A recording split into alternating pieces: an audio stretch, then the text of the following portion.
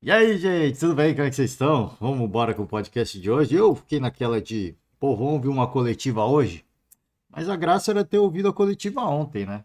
Ou a coletiva do Diniz, ou a coletiva do Dorival. Então hoje eu não vou de coletiva, não. Hoje nós vamos passar aqui por um infográfico em relação à nova Arena do Galo. A gente vai falar, trazer um pouco aqui pesquisa Datafolha em relação às maiores torcidas do Brasil, tabela do Campeonato Brasileiro da Série B, os campeões brasileiros, porque o Atlético assim, teve reconhecido aí mais um título brasileiro, então o Galo passa a ser tricampeão brasileiro agora. Falar de Palmeiras e falar de uma venda importante no Corinthians, tá? Que apesar do dinheiro, é importante a gente falar sobre o desfalque, né? O tamanho do desfalque. Bom, bora então, deixando os créditos aqui primeiramente ao Globoesporte.com, é onde a gente vai passar por todas as notícias esportivas. E aqui, pô, não vou.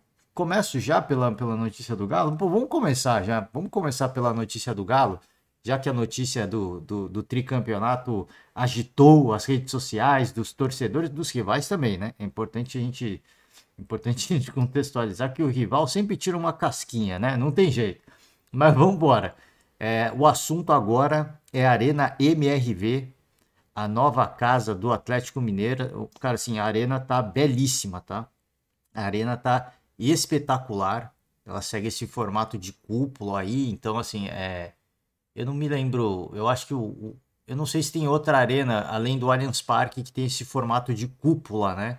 E esse formato de cúpula que você fecha ali parte ali da arquibancada, né? Com essa estrutura metálica, ela abafa o som, né? Então, quando o torcedor dá o seu grito, entoa os seus cantos, esse som fica abafado e, e faz mais barulho, né? Parece que faz mais barulho. Então, essas arenas são muito legais, né? Cada uma tem a sua particularidade e essa do Galo segue esse projeto aí que lembra o do Allianz Parque, né? Tem essa cúpula metálica fechando ali as arquibancadas, né? Fechando todo o entorno, então o som não escapa, né? Tem tantas outras arenas que tem a arquibancada coberta também, mas essa em especial ela é toda fechada, né? E aí o som fica abafado e isso vira uma grande casa de show, não apenas para eventos esportivos, no caso do futebol, mas também para eventos de tantos outros tipos, né? Como, por exemplo, eventos musicais, que deve ser um dos objetivos aí, né? Deve ser um dos planos da Arena RV, tá? Para viabilizar, primeiramente viabilizar, construir, agora manter essa super arena que vai ser estreada de fato para um jogo oficial, né? Já teve a estreia, já teve a inauguração, o jogo com as lendas do Atlético Mineiro, né? Teve Ronaldinho Gaúcho, teve o Bruxo lá, né? Diego Tardelli, enfim, muita gente, Vitor, né? O goleiro lendário Vitor. Então tivemos vários personagens nesse jogo de inauguração de fato, mas agora sim, jogo oficial vai ser contra o Santos. Né? E o torcedor santista fica naquela, pô, a vida já não tá fácil, né? Já não tá fácil. Para contribuir, vai ter estreia de arena nova, né? Não tá fácil, né? Vamos embora. Vamos trazer aqui, então, mais uma vez, deixando os créditos ao Globoesporte.com. O infográfico é muito legal, tá muito bacana, tá espetacular, né? Então, aqui a gente deixa o crédito de antemão, tá? Um novo estádio do Galo promete conforto e é o efeito caldeirão, né? Para arrepiar torcedores e jogadores, tá? Vamos aqui. Vai enfrentar o Santos no domingo, às 16 horas. Estádio oferecerá 44.892 lugares, tá? Os torcedores vão ter acesso a Wi-Fi de alta velocidade e um aplicativo intuitivo para facilitar compras e agendamento. Sobre a construção, né? Após longas deliberações e acordos com a prefeitura, que se estenderam desde 2017, finalmente, em abril de 2020, as máquinas começaram a trabalhar. A gente sabe que é uma arena gigantesca, assim, é uma área, arena, né? A arena é gigantesca, mas a área é gigante. Então passa por esses. Todo o processo de licitação ele é muito demorado, né? E vai de, cara, assim, não só pagamento de valores, mas também de projetos sociais, tá? Tem um vídeo do canal do André Hernan, e eu faço o convite para você, torcedor ou simpatizante, acompanhar, né? Eles falam um pouco mais sobre a área do estádio e também sobre essas ideias, né, de projetos sociais que podem estar inclusos aí no meio com a construção dessa arena, tá? Localizado no bairro da Califórnia, no noroeste de Belo Horizonte. Então tá aqui, né? Aqui tá aqui o time-lapse, né? O famoso time-lapse da construção da arena, né? Uma área gigantesca, tá? Os custos, o valor pago pelo Atlético Mineiro para a construção não se limitou apenas às obras do estádio. O acordo com a Prefeitura de Belo Horizonte previa certas contrapartidas, o que elevou os gastos para mais de R$ 1 bilhão, tá? Então, construção da arena, 746 milhões, contrapartida ambiental, contrapartida social, contrapartida viária e o licenciamento, né? Toda essa brincadeira elevou os custos da arena para cerca de 1 bilhão, pouquinho mais de 1 bilhão de reais. Aqui, então, as contrapartidas colocaram a Arena MRV no mesmo patamar de custos dos estádios mais caros da Copa do Mundo de 2014, hein? Então, aqui tem algumas comparações. A Arena MRV, o custo de 1,1 bilhão, né? O estádio Mané Garrincha foi uma loucura. Isso aqui foi a modernização, né? Modernização em algumas arenas construídas para a Copa do Mundo. 1,403 bilhão o estádio do Mané Garrincha no Distrito Federal em Brasília, né? Que curiosamente o mais caro de todos e o que recebe menos jogos. A Neoquímica Arena em São Paulo, 1,08 bilhão, Maracanã, 1,05 bilhão, Mineirão, Arena Fonte Nova, Arena Amazônia, Allianz Parque. O Allianz Parque não foi um projeto de Copa, tá, gente? Capacidade do Allianz Parque, até pela limitação de espaço, é um pouquinho menor. Até onde eu sei, né? O torcedor me corrige se eu estiver errado, né? Porque eu me lembro que havia discussões, debates, se poderia... Porque foi construída a Neoquímica Arena, né? Para receber os jogos da Copa e a estreia da Copa do Mundo. Mas eu acho que houve uma tentativa, né? De ter alguns jogos com aquelas seleções de menor expressão, talvez, né, de menor apelo, para sediar alguns jogos no Allianz Parque. Se eu não me engano, teve essa discussão, né? 2014 faz tempo, né? Mas as discussões aconteceram antes, 2012, 2013, só que não atingia a capacidade que a FIFA queria. Se eu não me engano, foi algo do tipo, tá? Arena do Grêmio, Arena Pantanal, Castelão, Arena Pernambuco, né? E por aí vai. Estádio Beira-Rio, talvez as novas arenas, a mais barata de todas, tá? Localização, então tá aqui, né? Belo Horizonte, Arena MRV, Arena Independência em Mineirão. Localização é importante, você vê que tem cerca de 12 quilômetros de distância entre cada um, né? Mineirão, cara, a gente pode dizer que é a sede agora do Cruzeiro, né? Vai ser a sede dos jogos do Cruzeiro, em geral já era, né? E vai passar a ser agora mais do que nunca. Arena Independência, a casa do América Mineiro, e a Arena MRV, agora a casa do Galo. Então é importante ter essas distâncias em relação à logística de torcidas, né? A logística de torcidas. É óbvio que eles não vai ter jogo em Minas Gerais no mesmo dia, né? De Cruzeiro e Atlético Mineiro, por exemplo. Isso não vai acontecer, até para evitar um possível confronto. Mas, se for no mesmo final de semana, a logística dá para auxiliar a polícia em fazer essa logística de torcedores, tá? O entorno, uma das exigências da prefeitura em relação à construção do estádio era a garantia de que os moradores da região não seriam incomodados pelo som gerado dentro da arena. Para cumprir esse acordo, foi instalada uma moderna cobertura projetada para minimizar a propagação de ruídos para a área externa. Essa cobertura utiliza materiais especiais com propriedades de isolamento acústico e térmico, garantindo que todo o som produzido no interior do estádio permaneça contido nele, né? Então essa forma de cúpula, né? A ideia, eu acho que assim, ter essa questão de você não propagar o barulho para as vizinhanças, mas você acaba unindo o útil ao agradável, né? Porque como fica esse formato de caldeirão, o som fica isolado. E se você mesmo assim, você tem um jogo que você não enche a casa, o som ele é muito alto, né? O som fica ali acumulado e gera uma energia adicional, talvez, né?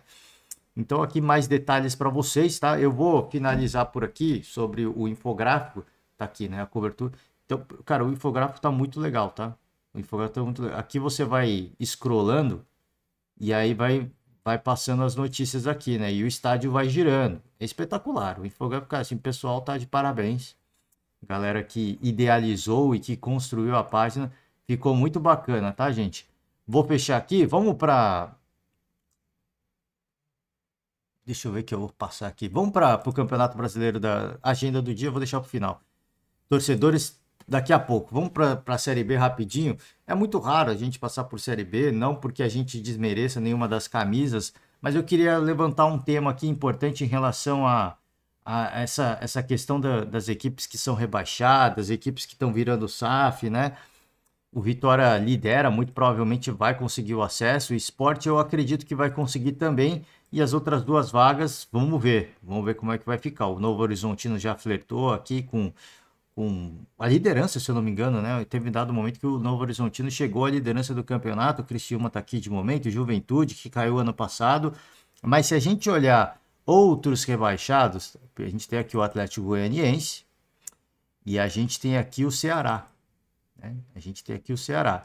Ponte Preta, que já figurou na Série A por bastante tempo, Avaí também, né? Chape.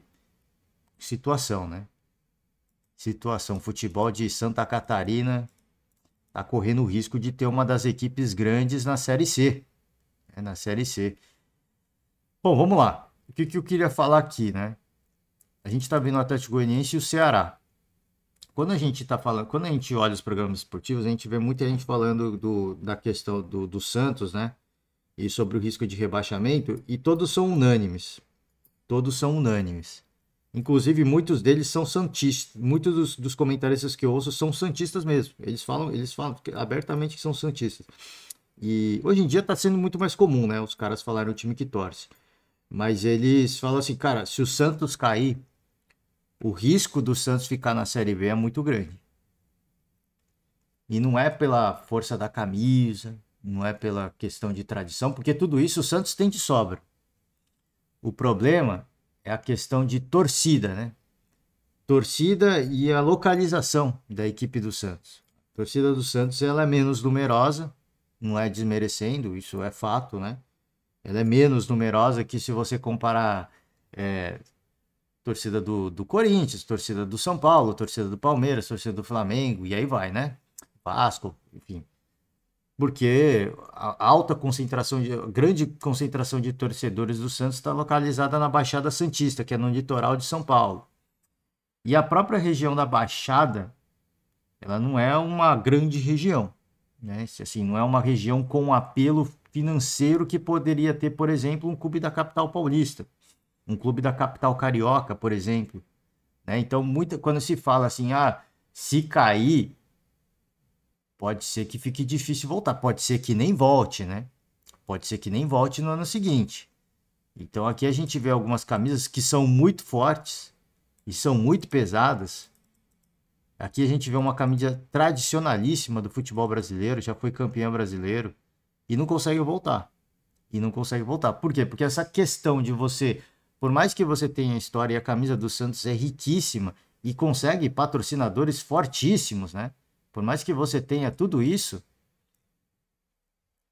o aporte financeiro que você consegue, assim, não dá para competir, por exemplo, com outras equipes. E tantas outras que estão virando SAF agora, né? E tantas outras que estão virando SAF. Então, assim, para as equipes que estão correndo essa situação de esse risco de rebaixamento, sempre fica aquela cautela, né? Sempre fica aquele ponto de exclamação. Cuidado, porque se cair, né? Temos duas equipes aqui que deram muita moral para a Copa Sul-Americana e caíram. E não vão voltar para a Série A. Muito provavelmente não vão voltar para a Série A nessa temporada. Vai precisar de um trabalho de reorganização, talvez virar SAF, eu não sei como é que vai ser, né? Para poder buscar o acesso mais uma vez. Então eu falo isso porque a gente tem equipes que, no caso do América, já muito provavelmente eliminado da Copa Sul-Americana, mas deu uma atenção, eu acho que desperdiçou muito tempo ali, né, tentando competir na Copa Sul-Americana. A gente tem outras equipes que estão correndo risco, não estão na zona do rebaixamento, mas que estão correndo risco, que estão focando em outros campeonatos, né? E aqui o destaque fica para o Corinthians e para o Internacional de Porto Alegre. Essas são camisas pesadíssimas, né? Camisas de torcidas muito numerosas. Mas mesmo assim, né? Mesmo assim, hoje com essa questão de SAF, são equipes que, por mais que tenham menos poder financeiro que o Corinthians, que o Internacional, a gente pega um Red Bull Bragantino, cara, como é que o Bragantino consegue se equiparar? Gestão, né? O aporte financeiro da empresa de energéticos mais a gestão profissional. Então fica aqui uma reflexão, né? Aquela coisa que eu sempre falo, a velha política tem cada vez menos espaço. E quem não se adequar vai ficar ultrapassado no futebol brasileiro agora, né? Agora não tem mais volta. Essa questão da SAF veio para ficar e pode ser que a SAF nem seja bem sucedida.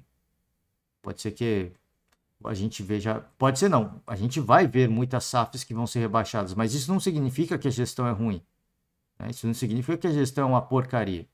Isso não significa que os caras não sabem o que estão fazendo. É porque tem tantas outras camisas que vão virar SAF também e que vão ser administradas de forma profissional. E as equipes tradicionais com torcidas numerosas que não se adequarem vão ficar na história, né? Vão ter que buscar uma solução de talvez virar uma SAF também, né? Enfim, fica a reflexão aí. Vamos embora, vamos com a pesquisa Datafolha. Pesquisa recente do Datafolha, Instituto de Pesquisa, né? Flamengo tem o maior índice de torcedores da história. Chegou aí nessa pesquisa recente a 21% dos entrevistados. Isso aqui em nível nacional. O Corinthians em segundo lugar com 15%. O Datafolha publicou nessa sexta-feira, notícia do GE, tá? Globoesporte.com, mais uma vez deixar os créditos aqui. Então vamos lá. Região Sudeste, o Corinthians tem a maior porcentagem, com 20% dos pesquisados, né? Falando que são corintianos. 17%, isso é a região Sudeste, 17% torcedores rubro-negros. Só que na região Norte e Nordeste, o Flamengo leva vantagem. 38% no Norte, 29% no Nordeste. Região Sul, a maior torcida é do Grêmio, 22%. O tricolor é seguido pelo Internacional, 14%. Centro-Oeste, o Flamengo leva vantagem mais uma vez com 27% dos entrevistados, tá? Então aqui, a nível nacional, o Flamengo 21% dos entrevistados, Corinthians 15%, São Paulo 7%, o Palmeiras 7%, essas duas camisas de São Paulo, da capital paulista, seguem muito parelhos, né? Muito parelhos. Eles quando você ouve os youtubers, os influencers palmeirenses, eles dizem que o Palmeiras tem mais. E quando você ouve os influencers são paulinos, eles dizem que o São Paulo tem mais, né? E por aí vai.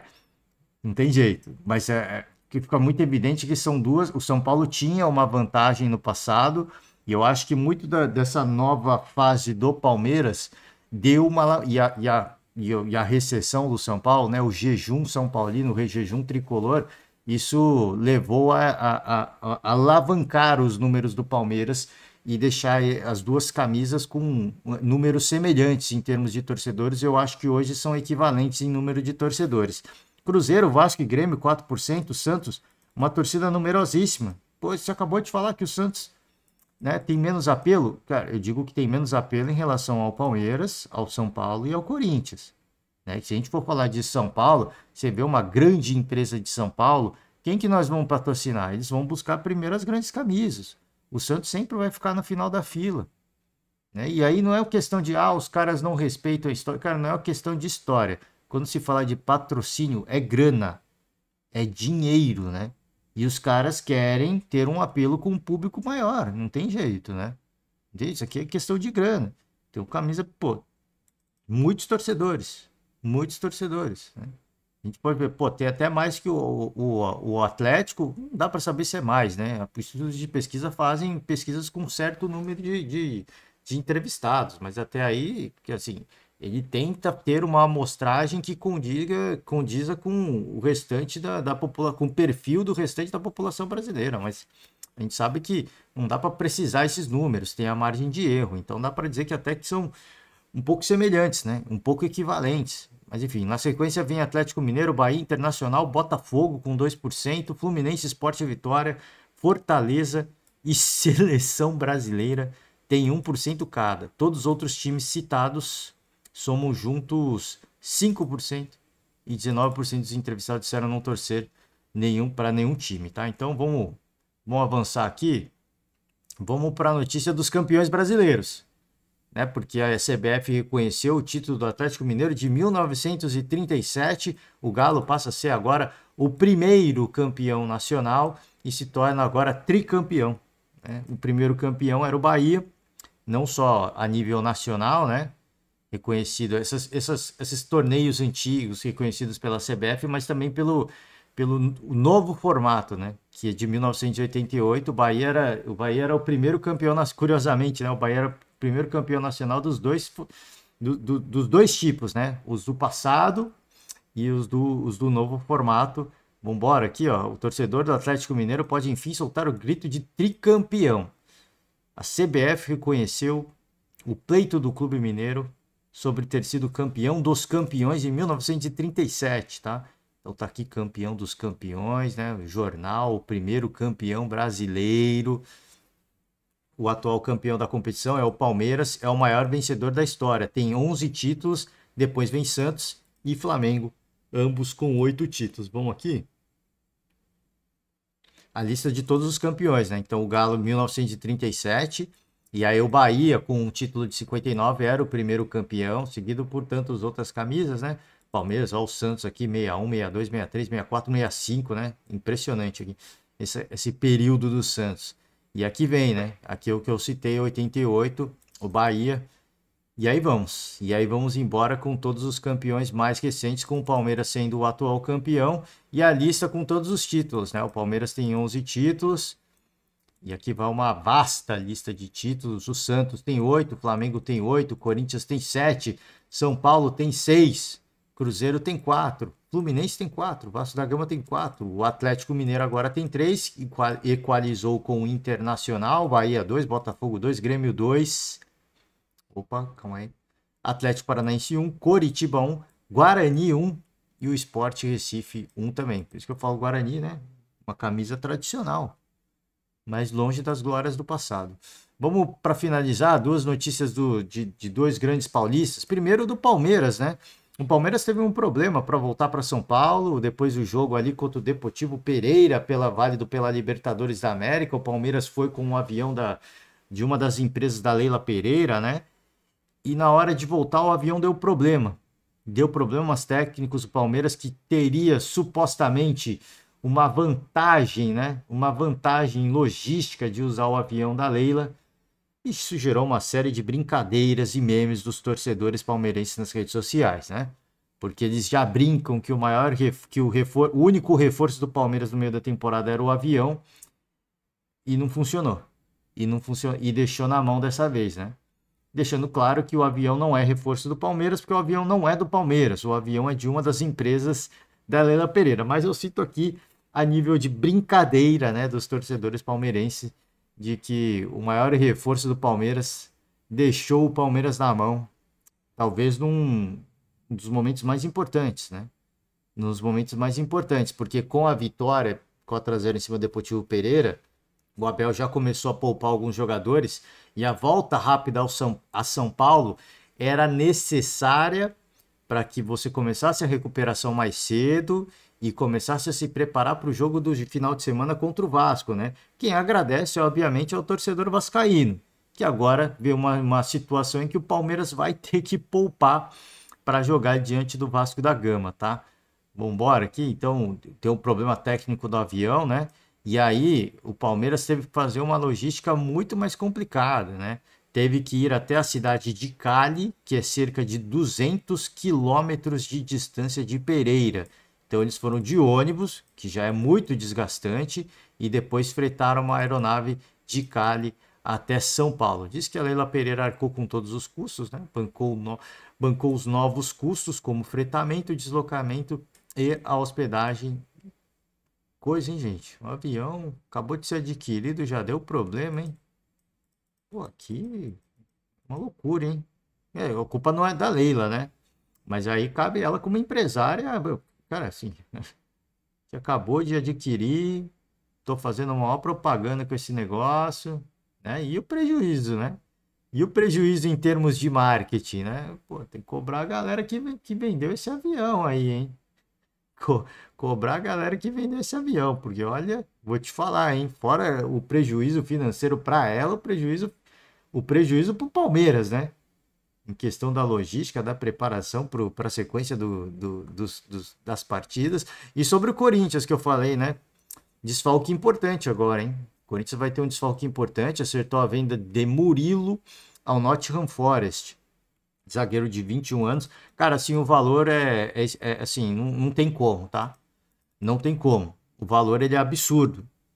Não vai jogar mais pelo Corinthians, já tá fora, já desfalca, tá? Fechou nessa sexta-feira a venda do Murilo. O valor para um zagueiro, na minha opinião, ele é altíssimo, cara. 13 milhões de euros. Isso aqui é cerca de, cara, isso é quase 70 milhões de reais. Não dava para segurar, mas a questão que a gente fala é assim, poxa, o Corinthians está lutando por duas frentes ainda. A reabilitação no Campeonato Brasileiro e a reabilitação que a gente fala é se afastar da zona do rebaixamento cada vez mais e mais do que isso, de repente buscar uma vaga para Libertadores, porque dependendo do que acontecer podem se abrir muitas vagas, né? Então fica nessa expectativa de, poxa, dependendo de quantas vagas abrir, dá até para sonhar com uma pré-Libertadores, não é nada, assim, não é nenhum absurdo, né? Fora o título da Sul-Americana, que se você consegue conquistar o título da Sul-Americana, você já garante uma vaga na Libertadores também. É mais um desfalque importante. Nessa briga do Corinthians pela, assim, não só por se reabilitar no campeonato, mas mais do que isso, né, buscar eventualmente um título de Sul-Americana, isso é um prejuízo muito grande, cara. Isso é um prejuízo muito grande. Volto a repetir, o valor, ele é absurdo. Pô, é muito complicado você também falar, pô, não vai vender? Cara, para um zagueiro, 13 milhões de euros é muita grana, cara. É muita grana. Eu entendo a venda. Só que em termos esportivos você tem que fazer uma escolha, né? Você tem que fazer uma escolha. Enfim, né? Vamos lá. Vamos ver se tem mais notícias aqui. Não tem. Fala mais do Murilo, né? Vai ser companheiro do zagueiro Felipe, campeão brasileiro com o Corinthians em 2015, hoje com 34 anos. Outros brasileiros são o volante Danilo, ex-Palmeiras, Andrei Santos, ex-cria do Vasco, que foi comprado pelo Chelsea e emprestado. Formado nas categorias de base do Timão, Murilo tem 27 partidas pelo time profissional, o clube tinha 80% de direitos econômicos, o restante ficou nas mãos do atleta e dos agentes, tá? A intenção inicial era manter Murilo até pelo menos o fim do ano, mas a boa fase de Caetano, que também atua pelo lado esquerdo da defesa do time de Luxemburgo, deu maior segurança para a diretoria concluir a negociação ainda nesta janela, que fecha em 1º de setembro. Tudo bem, cara, você pode até falar assim, pô, tem outro atleta em uma boa fase. Cara, assim, mas você tá disputando mais de uma competição ainda, né? Você tá disputando mais de uma competição. Bom, gente, eu vou finalizar o podcast de hoje. Essas eram as notícias esportivas do dia. Queria ter ouvido um... Falei, pô, vamos ouvir coletiva, mas, né? Pô, a graça mesmo era ter ouvido ontem, né? Só deixando o convite aberto para você que no sábado vamos ter 2 jogos do Campeonato Brasileiro. Flamengo Internacional. Flamengo aí buscando... Não sei qual que é o termo usar, mas buscando o topo da tabela para eventualmente, dependendo do que acontecer, né? Poder sonhar com um título, talvez, né? Poder sonhar com um título, que hoje está muito distante, mas por que não? Tem que seguir lutando, né? Tem que seguir brigando. A conquista, dependendo do que acontecer, pode acontecer, não sei, né? Tá muito difícil, tá muito difícil. O Internacional, que busca se afastar da zona do rebaixamento, está perigosamente ali muito próximo da zona do rebaixamento. O Corinthians que busca se afastar cada vez mais, o Goiás também que está buscando se reabilitar. Então, esse aqui é um jogo, esse aqui para mim é um duelo direto, tá? Um duelo direto entre Corinthians e Goiás. Então, fica o convite aberto, a gente vai acompanhar de tudo um pouco dessas duas partidas e amanhã a gente está de volta para comentar um pouco das duas, tá? É isso, agora sim encerro. Ótimo final de semana para vocês, ótimo sábado, ótimo dia de jogo. Torçam muito, né? E amanhã nós estamos de volta. Tchau.